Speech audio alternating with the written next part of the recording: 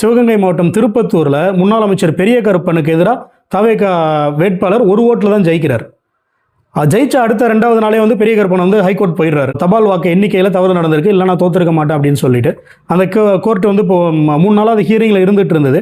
இப்போ இன்னைக்கு காலையில் ஹைகோர்ட்டு என்ன பண்ணியிருக்காங்கன்னா, தவேக உறுப்பினர் வந்து எம்எல்ஏவாக பதவி ஏற்றுக்கிட்டது செல்லாது, அதெல்லாம் நாளைக்கு நடக்க போகிற வாக்கெடுப்பில் அவர் வந்து கலந்துக்க கூடாது அப்படின்னு சொல்லி சென்னை உயர்நீதிமன்றம் ஒரு தடை உத்தரவு வந்து பிறப்பிச்சிருக்காங்க.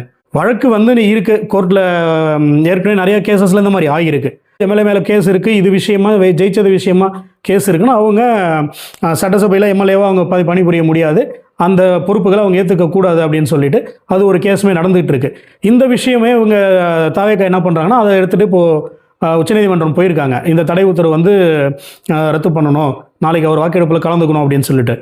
ஏன்னா நம்பர்ஸ் ரொம்ப கம்மியாக இருக்குது, அவங்க இக்கட்டான சூழலில் இருக்காங்க. இப்போ விஜய் சேர்த்து 108 ஜெயித்தாங்க. திருச்சி கிழக்கு விஜய் வந்து ராஜினாமா பண்ணிட்டாரு, அப்போது 107. இப்போது இந்த திருப்பத்தூர் எம்எல்ஏவுடைய வெற்றியும் தடை பண்ணியிருக்காங்க. அப்படிங்கும்போது 106 தான் இருக்குது. இந்த நம்பர்ஸை ஃபைட் பண்ணி அவங்க நாளைக்கு ஒரு 118 காமிச்சு அவர் விஜய் வந்து நம்பிக்கை வாக்கெடுப்பில் ஜெயிச்சாதான் கவர்மெண்ட் நிற்கும்.